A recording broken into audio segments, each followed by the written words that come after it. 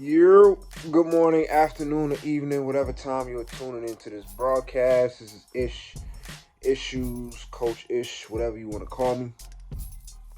And we back with another video. Let's talk some boxing. Alright, so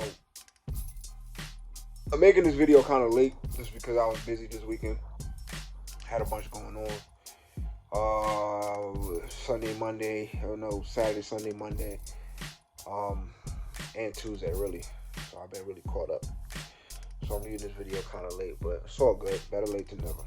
But let's talk about Vasyl Lomachenko versus George Kambosos. First of all, I already knew what was going to happen. I knew George Kambosos is not. He's one-dimensional. He's one-dimensional, and you can't. When they first made this fight, I was like,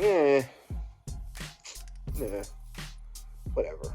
You know what I'm saying? Like, it wasn't really people was going out of their way to sell this fight as a competitive fight.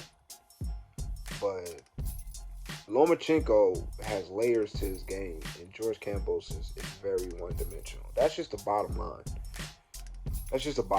And even his one dimension, he's an exciting fighter, but he's not good.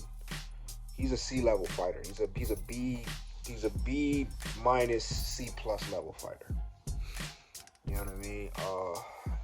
Devin Haney made short work of him. He beat T.O., but T.O. is all over the place. T.O. looks good sometimes. T.O. looks terrible sometimes. So T.O.'s not consistent. That's T.O.'s problem. But nevertheless, the one thing I will say in watching that fight is that Lomachenko, and I made a video about this when Lomachenko lost to Devin Haney. And what I was looking for in the fight was to see if Lomachenko was able to make corrections, because he made some mistakes in that Devin Haney fight, and it was one glaring mistake that he kept making. And even if you look at there's certain thumbnails to videos, there's a certain screenshot where you see Devin Haney landing a shot on Lomachenko, and Lomachenko, like, his legs are in like an awkward position. And the reason why is because he kept doing something that Devin Haney wound up picking up on, is he kept resetting by stepping his lead foot back and switching stances, and then have to switch back to get back ready to engage. And he kept doing that over and over. Instead of, if you go back to my last video, or if any of y'all remember my last video that I made, or my video I made about Devin Haney versus Lomachenko, I was saying that's the glaring, it's like, I've been watching Lomachenko forever, and I you know what I'm saying, it's like, sometimes it takes you getting in there with certain fighters for certain, flaws to manifest themselves.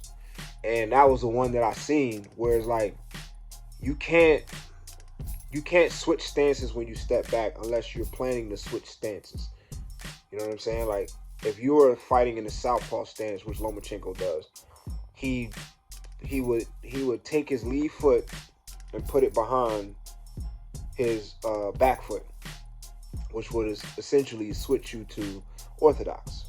But he doesn't fight out of orthodox. So he would have to switch to that, and then he would switch back to southpaw. And Devin Haney kept catching him in those transitions. He didn't do that in the Kambosos fight. I was looking for it. He didn't do it at all. So I ain't gonna be arrogant and say they watched my video, because I don't think I got that many views, to be honest with you. You know what I'm saying?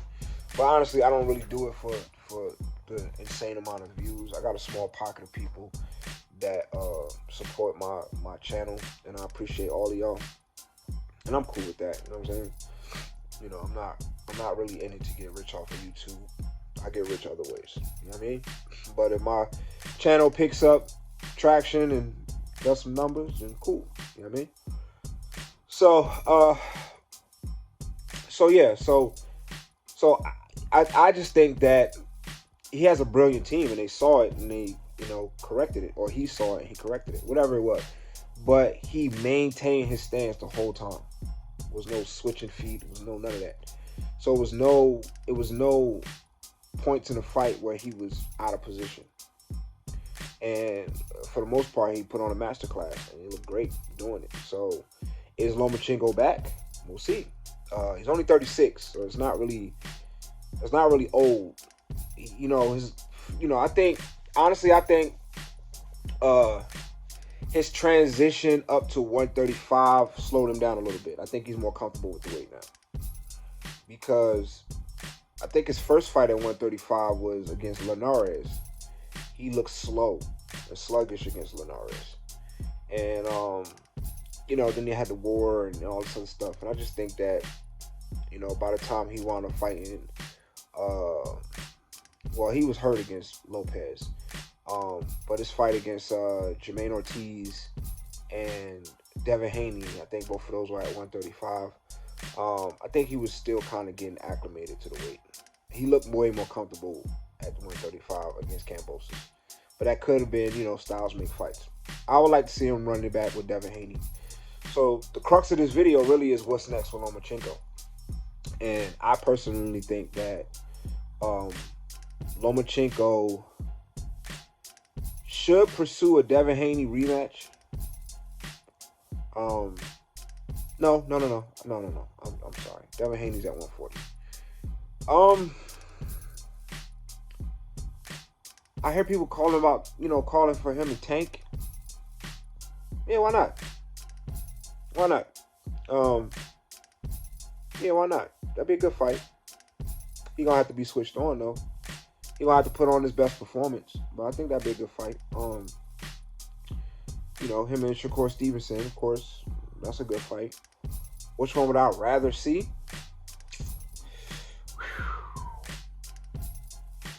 Him and Shakur is going to be a boring fight. Boring for the casuals. Very entertaining for those who appreciate the sweet science. So for me, I don't think it's going to be a boring fight. I think it's going to be a great fight. I think it's going to be a high-level chess match. Tank, that's going to be an exciting fight.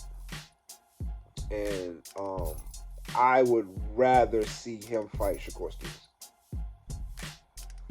I'd rather see him fight Shakur Stevenson. One, because I want to see Shakur Stevenson. I haven't seen Shakur Stevenson in the ring, and I would like to see Shakur Stevenson in the ring with someone of the ilk of Lomachenko. And that's going to really test to see what Shakur Stevenson really have. And then after that, I mean, honestly, I wouldn't mind seeing him with either one, but I think Shakur Stevenson,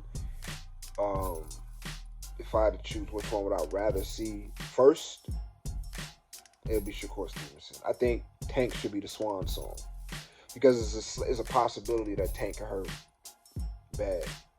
You know what I'm saying? I don't think Shakur Stevenson would hurt Lomachenko bad. Tank could hurt him bad. So if he conquers Tank, that's like boss level. I'm not saying that Tank is better than Shakur Stevenson. I'm not saying that Tank could beat Shakur Stevenson. I'm saying styles make fights. So I think Shakur Stevenson and him would be a good fight. It'll be a good test for Shakur Stevenson. And I think Shakur Stevenson will be a good test for Lomachenko.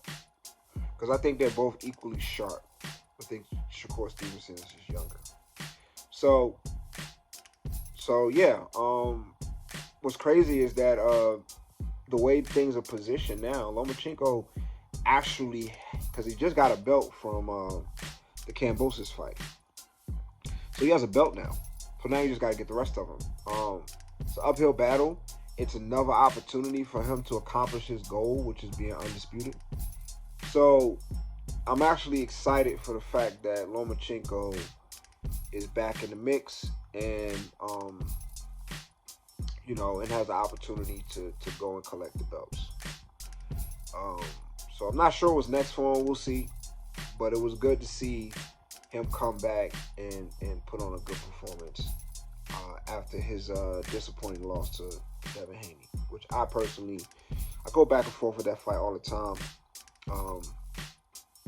I first I thought he won, he was robbed. But then on closer inspection, I just thought that if Lomachenko was the champ, he probably would have won. You got to beat the champ. And he didn't do enough to beat the champ. That's all I'm going to say. Thought he did well. I thought, it could have gone either way. But it was little sneaky things Devin Haney was doing that a lot of people wasn't paying attention to that I was. When I first watched, I was watching in my emotions.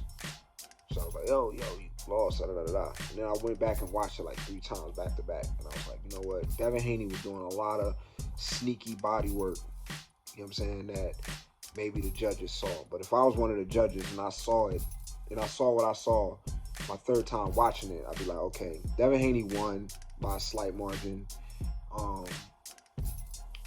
And just Lomachenko didn't do enough to unseat the champion, basically. You know what I'm saying?